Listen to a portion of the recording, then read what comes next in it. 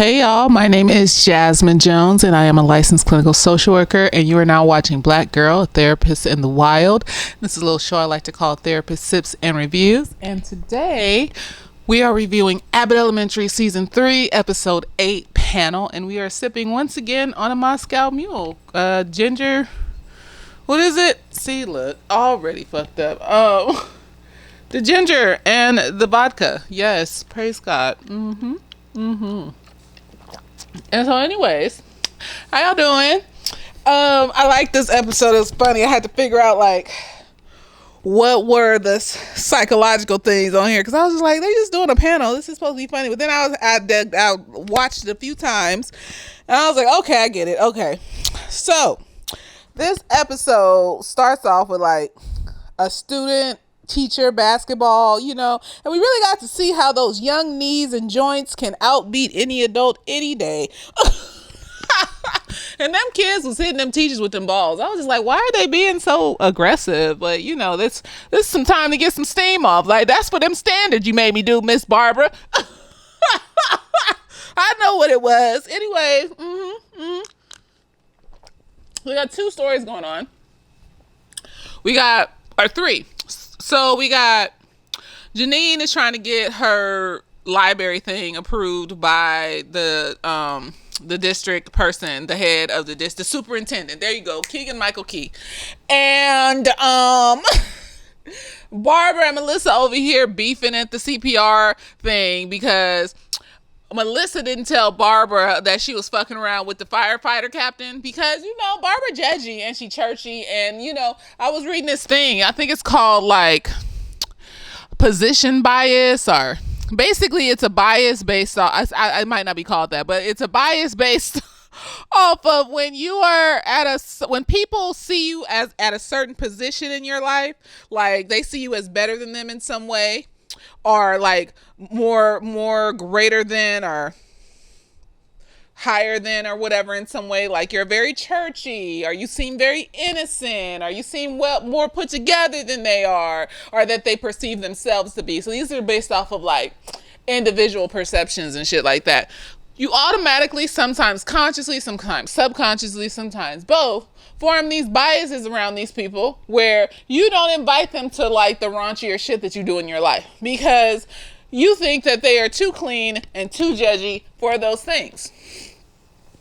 And so, Barbara is I think it's just because she's judgy. Like, if she was just churchy and whatever, Melissa probably would have told her and been like, whatever. But no, because she's judgy. And she didn't feel like listening to Barbara's mouth about her fucking around. And Barbara has no idea what casual sex is. She's just like, casual what? I'm just like, girl, Lord.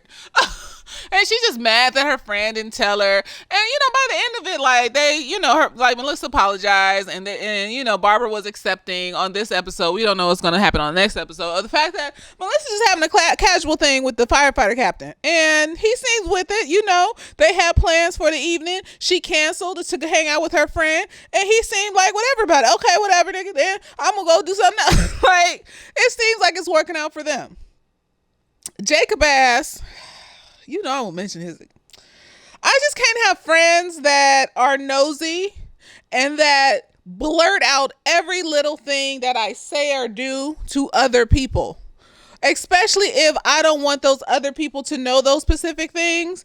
And you just sitting up here blurting out Melissa's business. Just because you live with her does not mean that you get to tell her fucking business all the. I know they're friends. They're like, they're like friends and, whatever. And it's like they know each other's secrets. And I just don't like that shit. I don't like that shit. I would cuss him out and never talk. But we already know I don't like his ass. And I didn't like that shit. I was just like, shut the fuck up, nigga. Like, she didn't tell you that she wanted you to tell Barbara this. She didn't tell you that she wanted you to tell the whole fucking room of people that she fucking the firefighter captain. Because everybody else heard too, I'm sure, because he's loud. Piece of shit. I don't like him. That's not a good friend, because there are some things I don't want people to know, and you out here acting like everything's up for grabs as long as you get to hear it. Bitch, I'll cut you. I'll make his ass have a 3-hour commute. He wouldn't be living with me. Anyway,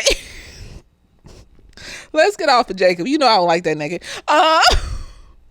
Anyways, then we have Gregory at his panel. So let's go to that. I thought it was interesting because like Ava's sorority sister is the other principal that's on the panel, or one of the other, because there was another table. I think they were just extras, but to make it look like there were 3 tables and teachers and principals and whatever, they never talked. So I figured that was just the extras. So they had Tatiana Ali on there, and I was just like, yeah, they having all the other famous people come on and stuff as guest stars every episode, I guess. That's cool. And so anyway, she was the sorority sister. I'm not going to know the names of these people's characters in this. That's Tatiana Ali, and that's Keegan Michael Key. There you go. And so like she on there like trying to beat her on the panel and all this other stuff. And but like basically what I've noticed, I thought it was really interesting, was that this is what happens when you encounter people that lead with their insecurities and feel like every interaction you have is a competition. Like Ava's like selfish and shit like that, but she ain't in competition with everybody around her and shit. She don't lead with that shit. She just like want to get her money up. And you know, like she want to be on top, but she's on top in her own mind, and so she don't need to compete with nobody. She already knows she's on top. Tatiana Alito, this bitch don't know that she on top. She over here trying to compete. Every little thing is to make Ava feel bad and all this other shit. And it's just like, that's what happens when you interact with people that lead with their insecurities. That's why Gregory found it so hard to just state the facts and, you know, talk on the panel, because you got these people over here grandstanding saying nothing at all. I was just like, what is that answer? Like when Mr. Johnson got up and was talking about the after school programs and how that affects, you know, academics and stuff like that. And this bitch gonna say, oh, well, we have daycare at our school. And I'm just like, isn't that what preschool and kindergarten is though? Like, a lot of schools have that. I mean, do y'all like have daycare for infants or some shit? Let me 1 or 2 year olds, like, what does that have to do with the question? You know, like when they was asking about testing and they were just like, and Gregory was just like very Mr. Literal, just like, well, yeah, that's the barometer for letting us know how far the kids are in their work. And they were just like, I have to -2 and I have to double that minus because, you know, the kids are our future. What does that have to do with the question? What does the kids being our future have to do with the question of how does testing impact children? You didn't answer the question. You just over here just saying shit. So that's why it's confusing, because when people lead with their insecurities, they don't care about the facts. They just care about how they look in front of people. So they end up saying stupid shit, but because it's so flowery and, you know, we're going to pretend it makes sense. And so, you know, Gregory was finding it hard. Ava was finding it hard to talk on the panel. And then Gregory decided that he was going to try and grandstand. And like Ava was over there. He told Ava, you just shouldn't talk. You just shouldn't talk. Da, da, da, da. And so Ava just sat up there and didn't say nothing. And then they asked her a question. She said one word. And then Gregory was sitting up there. They asked him a question. He tried to get up, tried to walk around the table, not answering the question because no, honey, like you can say, like watch a TED Talk. You can capture the audience attention with facts. You can. You just have to be, you know, the facts have to be simple. You can't be too technical to where the audience doesn't understand what you're talking about. And you throw a joke in there every once in a while. Like, you know, that's how I learned how to talk to people, is like you got to throw a joke in there every once in a while, and the joke has to go along with the facts that you're saying. That's what I do. That it works for me so far. I ain't been on TED Talk, but like when I'm in session with clients, it be working. They be thinking I'm saying profound shit, and I do be saying profound shit. It's just, you know, sometimes when I be saying profound shit, it just sound like regular shit to me. So I just need to be like, oh, I did. Wow. Well, I'm glad that what I said was profound. Thank you. Also, I read a lot of books and stuff since elementary school, since kindergarten. We didn't have cell phones in the 90s and shit, nigga. Like, I was just reading books all the time. So when you read books, your brain automatically just retains words and verbiages and grammatical shit. And basically, That's all it is. Like, just read a lot. Like, and you just automatically just be, you be retaining shit, remembering stuff. And then all I used to do as a kid was sit around watching History and Discovery Channel. And yeah, I would watch cartoons and stuff, but I would sit like on the weekend, if I had shit to do, I would just sit all day watching documentary after documentary on the Discovery and the History Channel from like elementary school all the way into college. I still be doing shit like that, watching documentaries. Now I'm on true crime right now though. Like it's just interesting to learn how these motherfuckers think and to see how even the worst of these motherfuckers start off as the average fuck person, and they do the same basic red flags, the wishy-washiness, the not showing up for stuff, the word salad and random shit, like, but they all start out the same, whether they end up killing your ass or they just end up cheating on you and being a fuckboy or whatever. So that's what I've learned from watching true crimes, is to look out for the signs of toxicity, because we never know what the toxicity will lead to. Sometimes it's really obvious. They'll be aggressive and violent and shit like that, and it'll be weird and you barely know this person and you're just like, why are you popping off like that? What's going on? And then sometimes it'll just be like, well, we had a date last week and then he canceled because his auntie died. And then we had another date and it was cool, but then like I didn't hear from him for 2 weeks, and now all of a sudden he's showing up every day, and then he didn't show up for a month. Like, sometimes it be shit like that. So you have to cipher through every toxic thing you experience, notice the pattern, and get the fuck away from it, because you just never know if wishy-washiness is gonna end you up dead or just end you up with a broken heart and cheated on. You just never fucking know.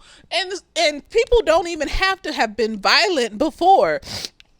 Sometimes we got the lasher outer motherfuckers that get in an argument with you because you want to leave them, and all of a sudden, because they don't want to lose you, next thing you know, they putting hands on you and shit and push you on accident, and your temple hit the side of the coffee table and you dead. And so that's why I'm no, nigga, we not gonna be dead on accident or on purpose. No, ma'am. But like, that's what I be watching. And so like, I just be knowing shit, random facts. I got an A in history in high school just because I was watching the History Channel so much, and we would do these history challenges and shit where one side of the class, they would split the class in half, and then the teacher would stand in class and give us questions and shit, and then they would always expect me to raise my hand. That was the only time I felt popular. So, like, they sitting up here on this panel, right? And like Gregory is up here just don't know how to, that's not who you are, Gregory. Just be yourself. Give people the facts, because if he had started off in the beginning with just giving people the facts about the programs in the school and how much he cares about the school, then they probably would have won. But he figured it out after Mr. Johnson talked to him, and he was just like, okay, I guess I could teach them something. And so he told them about his gardening program. And no, they didn't win the panel. I mean, I don't know why it was scored either. I think it was because Tyreek was heading it. I'm glad he's finding work. I don't know why. I don't know why he has to be around children, but whatever, nigga. Like, no, he didn't find work. He's the head of the PTA. I mean, I'm glad that he is creating a fantasy land in his head around dating this woman and her child. And I hope that they last so that the child doesn't suffer emotionally if they break up and he just acts like they don't exist and don't show up at the school ever again. Because that's his MO. But I'm glad that he's involved in the communities, and I'm trying, y'all. I'm trying to give him something. That nigga's stupid. I'm glad he's involved in the communities and he's doing things, and he put on the little basketball game, and even though they was down $700 and shit, like, we didn't need a DJ. We could have put that shit on somebody's computer and put it on the speakers. But okay, go off, nigga. So next,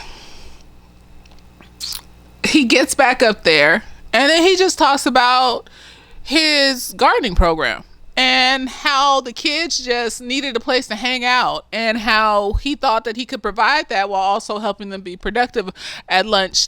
I hope it's not every lunch, because I couldn't do that. I need a break. Like, you can do it 2 lunches a week. That's all I'm gonna give y'all. Them other lunches, you gonna have to find somewhere else to go or something else to do or some shit like that, because ain't nobody got time to just not ever have a break. Like, And I think it's also like, I'm gonna always keep saying this nigga's on the spectrum. This nigga is on the spectrum. It's also about being on the spectrum and like being very factual and to the point, and not understanding why people have the need to grandstand and waffle and make up sentences that don't make sense and don't even indirectly answer the question, and just looking at that and being like, I'm confused. Because that's what and I think it's a good picture of how people that are neurodivergent feel when they have to interact with people that are neurotypical. Because neurotypical, Tatiana Lee showed that perfectly. They lead with their fucking insecurities. It's like, okay, I can see the beef between you and Ava, like you and Ava, whatever. But it's like you bringing over Tyler, Robin, whatever the fuck that nigga's name was, and he over here being extra in Gregory's face, and of course Gregory's looking confused, like he's trying to just get to know you, like, hey, how you doing? And this nigga over here like, so you were teacher of the year and you had just started teaching when you became teacher of the year. And it's like, nigga, why are you coming off as extra? Like, you don't even know this nigga. Why? This isn't a competition. Like, what's wrong with you? See, I just think it's the neurotypicals that have the problem. No, because them niggas be leading with their insecurities, be talking to people in all different types of ways. Even though you just met this person, you don't know this nigga. You over here already on top of his head like he did some shit to you. Like, the fuck is wrong with you? So you just projecting. They just start off every interaction with projecting their fucking emotions onto people, and nobody no one did anything to you. See, it's like last week when I was talking about Barbara and being a fucked up mentor and shit, and how sometimes black women have trust issues and they'll take advantage of their mentees because they want little mentees around them to make them feel big and bold and all this other stuff. It's like you can't come at people like they're untrustworthy when you don't fucking know them. You can't come at people like they're competition or they're the bad guy when you don't fucking know them. It's weird. You don't know. You look at this person and you be like, oh, well, he's taller than me, so I'm going to show him up because he makes me feel short. Bitch, what? He over here painting and shit and doing arts and crafts and being a sweet person, and you coming up talking shit or trying to act a certain way, projecting all this weird shit just because you felt a type of way because you looked at him and it made you feel triggered by some other shit that happened in your past. Some bully made you feel short or whatever the fuck. This nigga didn't make you feel short though. This nigga ain't even looking at you like that. This nigga don't even care about you like that. Now, I can see if somebody came at you a fucked up way and now you got a little attitude every time you interact with this person, but you can't off top look at somebody, see something about them that makes you feel inferior because of some shit that happened to you in your past that has nothing to do with this motherfucker, and then, put that shit on this person. Like, what's wrong with you? No, because that should be happening to me all the fucking time. I be walking around, happy black woman. If I allow myself to make eye contact one time, here go the stank faces looking. I'm like, what? I went to Disneyland the other day. I had a good ass motherfucking time. But every time I made eye contact, especially if it was like a black woman or some shit, or just a woman in general, like, stank face. Weird. And not every single one, of course, but it's just a case you just see and it's just like, what the fuck is wrong with you? I don't know you. It's just let it be a bitch with her nigga girl. And I feel bad for these women with they men that be like, cause when you a single woman and you look good, right? But you just minding your own business, living your life, but you can feel they niggas energy just trying to fucking invade your space, and you just trying to ignore that nigga. Like, no, I'm not gonna. You got a whole bitch and a child with you. Why are you standing so close to me in line? Why are you, if I look around real quick, making these deep, intense eye contacts with me when you got a whole bitch and a child? Why? And then you look at the woman looking at you like you did something wrong. Like, bitch, I am talking to this thing. You see me trying to make space and get the fuck away from this motherfucker who's trying to invade my space. What do you want from me? Be mad at this nigga. Girl. It's that insecurity shit. It's that insecurity shit. And that's why I try my best to not walk around projecting shit on strangers that have nothing to do with whatever's being triggered inside of me in that moment, because that's fucked up. So that's how Tatiana Ali was moving in this episode. That's how that Richard Tyler Williams Watson, whatever the fuck that nigga's name, was moving in this episode. And that's why Gregory was looking confused, like not understanding, like, why are they... What? This is just a panel. We're just talking about education. Like, what's the big fucking deal? Like, okay.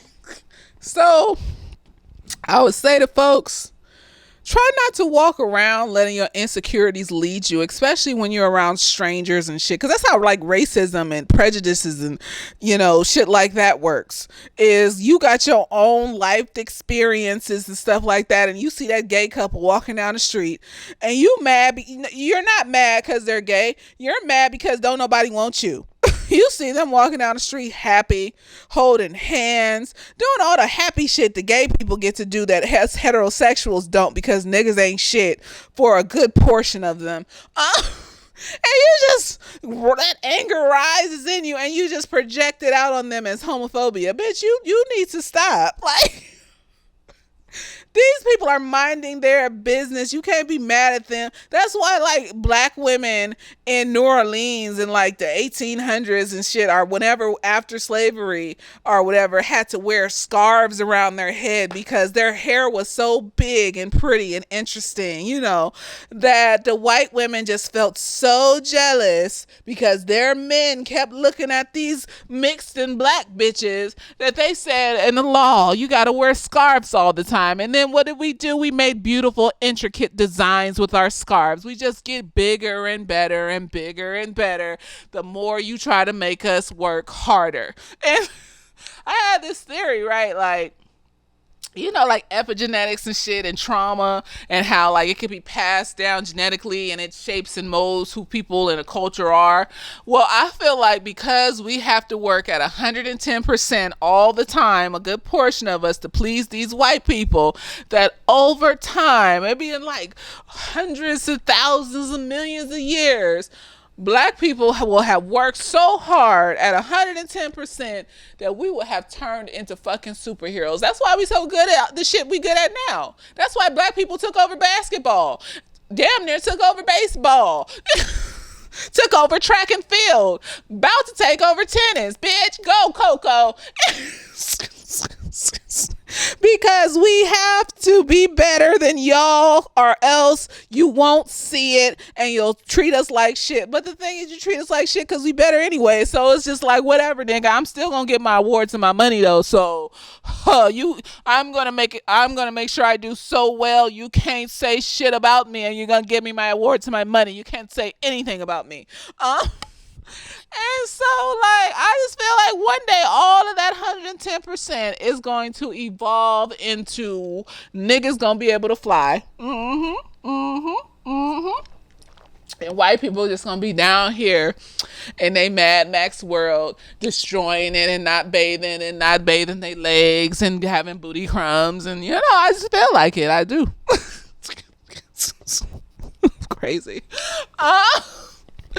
So, like, that shit pissed me off though. I was just like, I had a reaction. I was triggered. I was like, I hate that shit. Like, I'm minding my fucking business. You can't be happy and black nowhere and shit, nigga. Like, it's Disneyland, nigga. I'm here to have fun and my motherfucking business, bitch.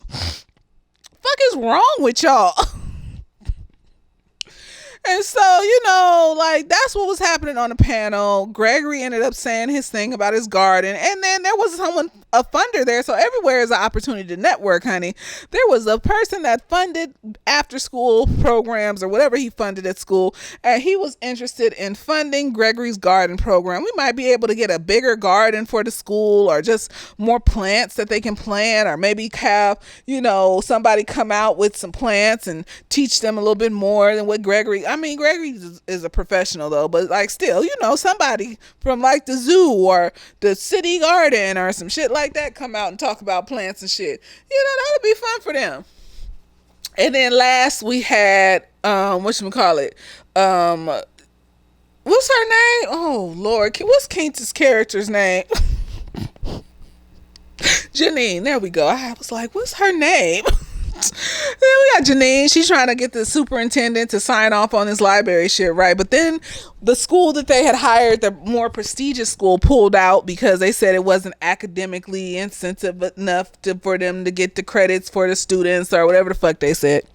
So then they had only like a few hours, and this goes back to this shit don't happen in real life, especially not this fast. They had like a few hours because they had till about 8 legally for the superintendent to sign the paperwork, right?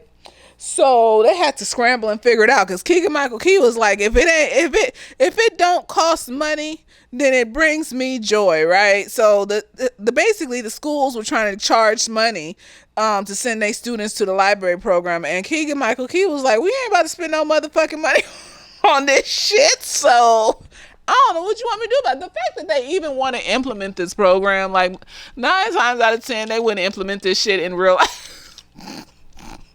The whole district, okay, honey, let's pretend that these people care. Let's pretend that these people care about these kids. Like, we're going to pretend. This is like an example. This shows like an example of what should be happening and what they would like to see in the school districts, and the care and nurturing that they want to see from the school districts and the children. So I'm also fully, I'm just fully into the fact that Manny's just an extra. That's why he doesn't have like too much personality and shit like that. He's just he's just there. He's just like this sage, wise dude just in the background giving her advice here and there, and that's why he doesn't have too much depth to him, and that's fine. Sometimes people, you gotta know when to hold them and you gotta know when to fold them, and some people are just background characters that provide advice, and that is okay. Jacob's still a piece of shit though. You ain't never gonna make me like that nigga. His character, I don't know him as an actor, but I hope he's not similar to his character that he plays on this show, because that would be horrible. Maybe one day he'll come out and do like a movie or another television show where he plays like a drama or like a comedy or like a scary something, and then it'll cleanse my palate of seeing him as this character. But until then, fuck that motherfucker.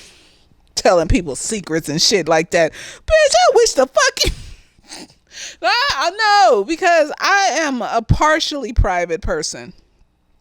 There are things that I like to put out there to the world, like my art and stuff like that, and like shit that's happened in my life. I'll tell a story here and there, but like you ain't gonna know what I'm doing every single day. You ain't gonna be knowing where I'm going every single day. You ain't gonna be knowing who I'm with all the time. You're not even gonna know, like if when I'm traveling, it's just gonna happen, and then that's when you'll know. If I choose to let you know. Sometimes I don't choose to let nobody know, and I just be going places, don't tell nobody. And so it depends on my mood, how private I would like to be. But yeah, I couldn't. Nah, because now you're taking away my ability to choose how private I would like to be, and I feel like you're controlling me, and I will not be controlled by you, white man.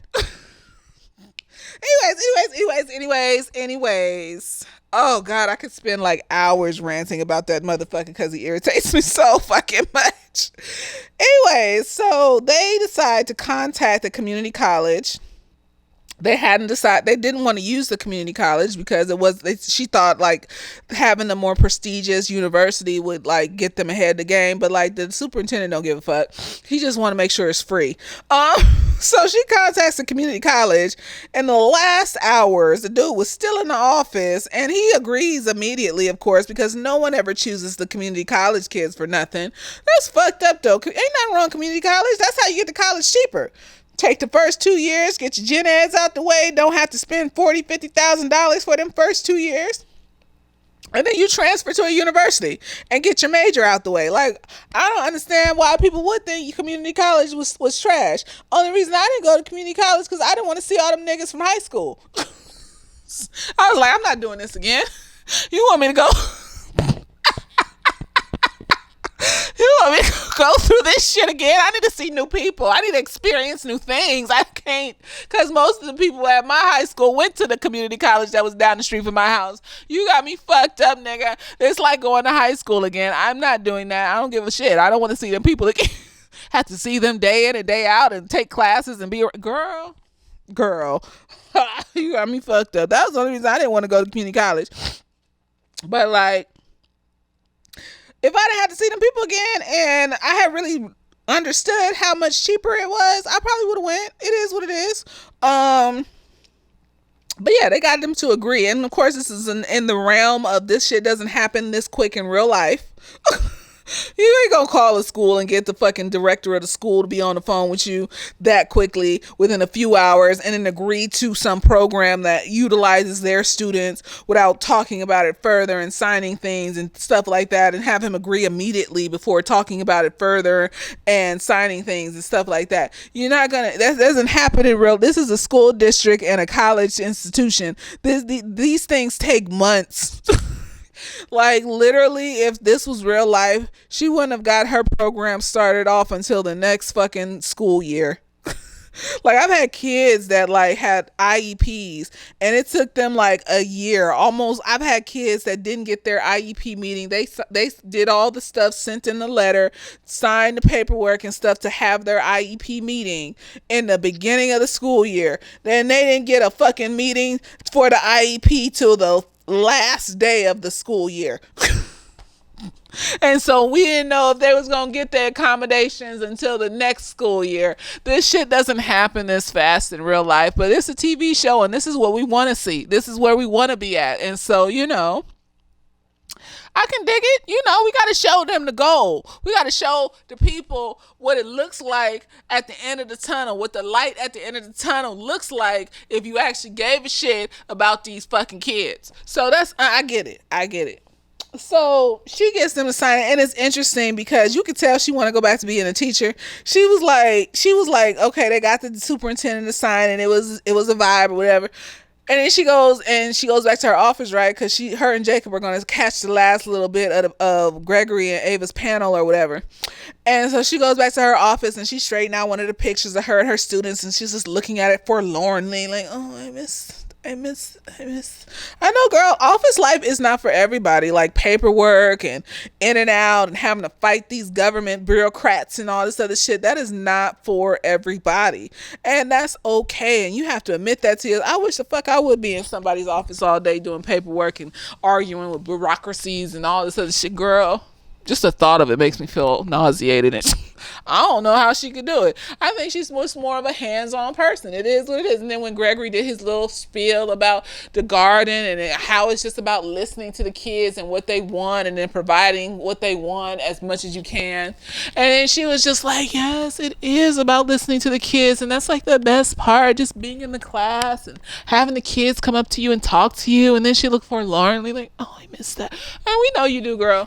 You going back to that school, it's okay. We didn't want to see you in the district. It was boring. Like, the whole dynamic between you and Gregory, it fucks up the story. Maybe they just wanted to show, like, what it looked like in the district. It's just, I mean, like, I don't really care for the district plot. I mean, like, is this going to get better? Like, I don't care for the district plot. Like, I'd rather her be in the school. Like, that's just my personal preference. Like, other people probably like it or whatever, but I just don't care for it. I'm just like, Like, was she even in the last episode? Like, I don't even think she was in it. Maybe she doing other stuff. See, that's what I mean. You go back to what I said about Mr. Johnson and how he ain't been in the episodes like he's supposed to, but every time he's in it, he looks sad and shit, like he needs a friend, and everybody acting like they don't see him sad and shit. Maybe she doing other shit, and so she can't be on the show like she's supposed to, because she's the producer. Like, she made the show, so like maybe she doing other shit, maybe she filming other shit, and so that's why they got the district plot, so she, you know, has time to do the extra shit. So if that's the case, that's understandable. Get your bag, girl. You can't be typecast in the same shit for the rest of your fucking life. That's not what it is. Like, that's why Issa said she ended Insecure. I just feel like you can come back like Carrie and all them other bitches from Sex and the City and make an Insecure movie or some shit like that. That would be nice. It would be caring to the audience that watched the show, and for the newer generation of people that would be interested if you came back and did 3 movies. We got 3 Sex and the City movies, or however many. I don't know. I don't watch that shit. You know, it's rich white women doing stuff. Like, the only bitch I like on there was the bitch they kicked off the show that had the attitude and was fucking niggas all the time and didn't give a fuck about what nobody had to say. That was the best character on that show. Everybody else was just whiny and complaining, and then the bitch was with Mr. Big and shit, and he was always cheating on her, and then all of a sudden he died at the end of the episode. Apparently he died in the first episode of the new season, and I don't have time to watch these. If I want to watch some white women failing, it needs to be something like Bridesmaid. It needs to be funny. I love a good white woman fails movie, but it needs to be funny. Needs to be like Bridesmaids and shit like that. So no, I don't watch that show. I watch Insecure.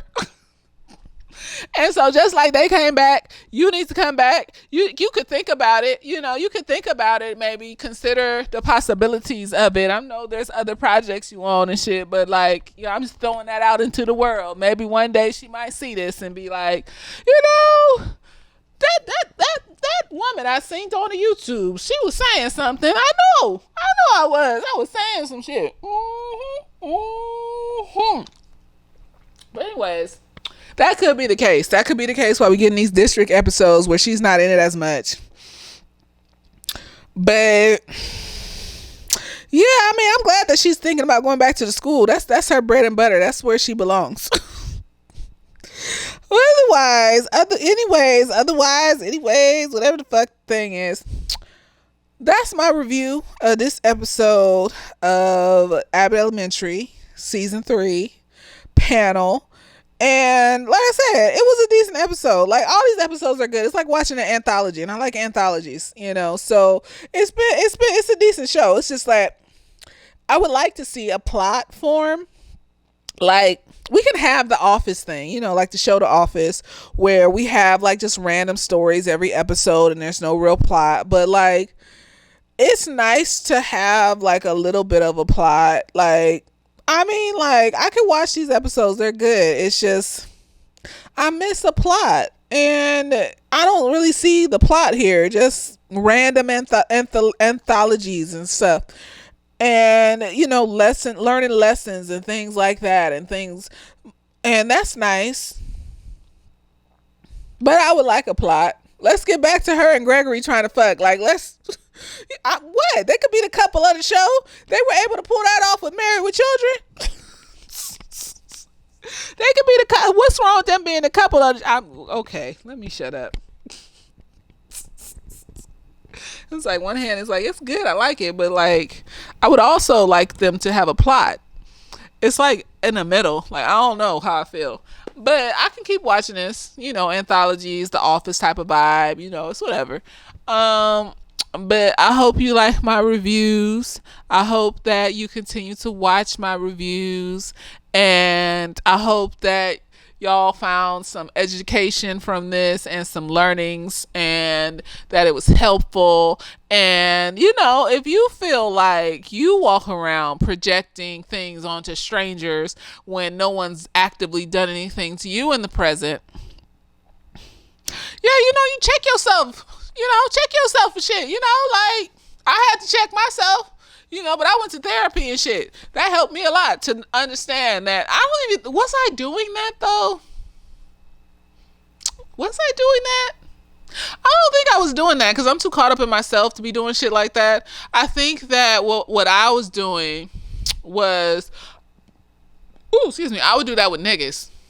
I would see a nigga I liked, and I would just create a fantasy in my head about that nigga, and that's just who that nigga would be. Oh gosh, I wouldn't approach him though. You know, niggas will approach you based off the fantasy they built up in their head, and they'll approach you and treat you based off of that fantasy until you show them that you're a real human being. And then it's a toss up. They may just leave you alone. They may just like you as a real human being, or they may murder you, like that one girl that got shot because, oh no, Jackie, she got stabbed. Her and her twin sister. That's horrible to lose a twin.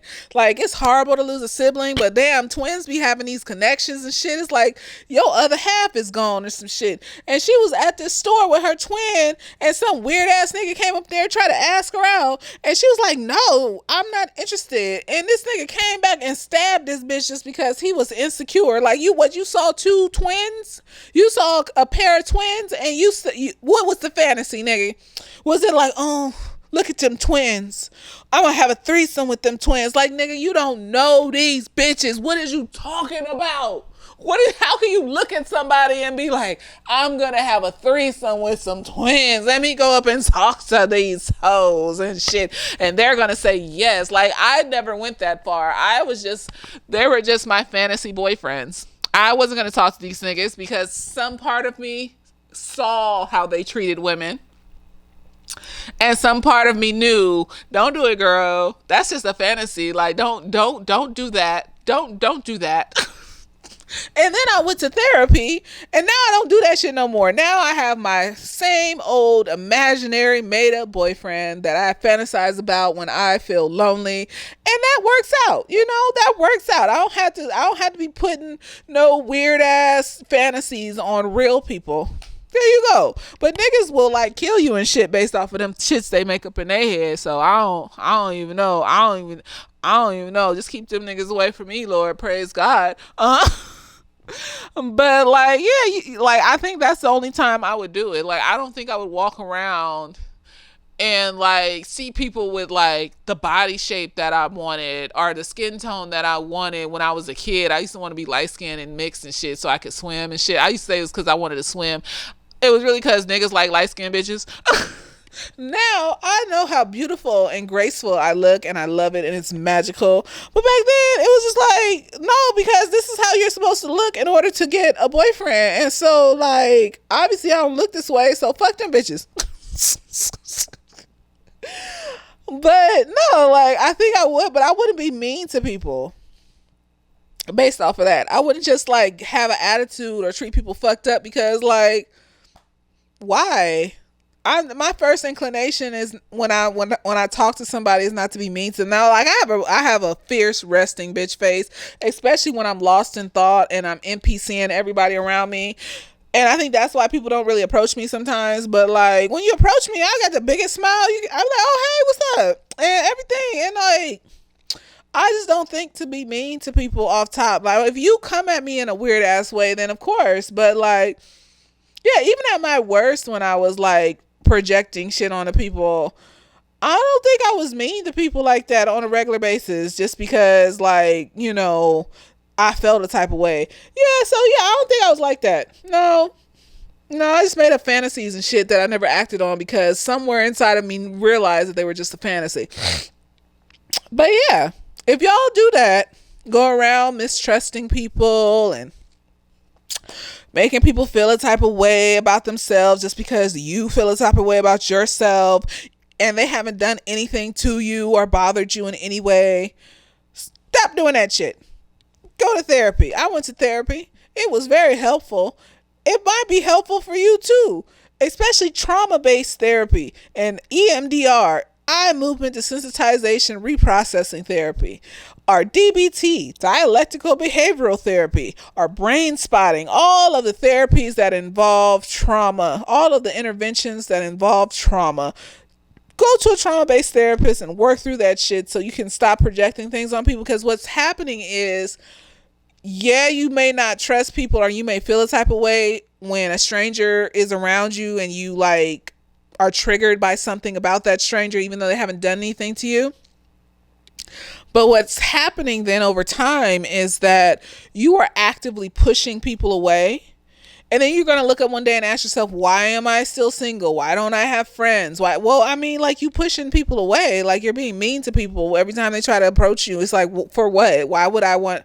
So you're missing out on positive opportunities. Like, I wouldn't be surprised if Tatiana Ali is unhappy, because usually people like that are unhappy. Dude that was with her is probably unhappy, because you constantly have to feel like, I have to be a certain way for people to like me. But if someone is in my way in competition with me, I need to push them out of my way so that people will still like me and not see them. You're not realizing that the people are watching you be a bitch to this person, and they're clocking that, and they don't want to be around that.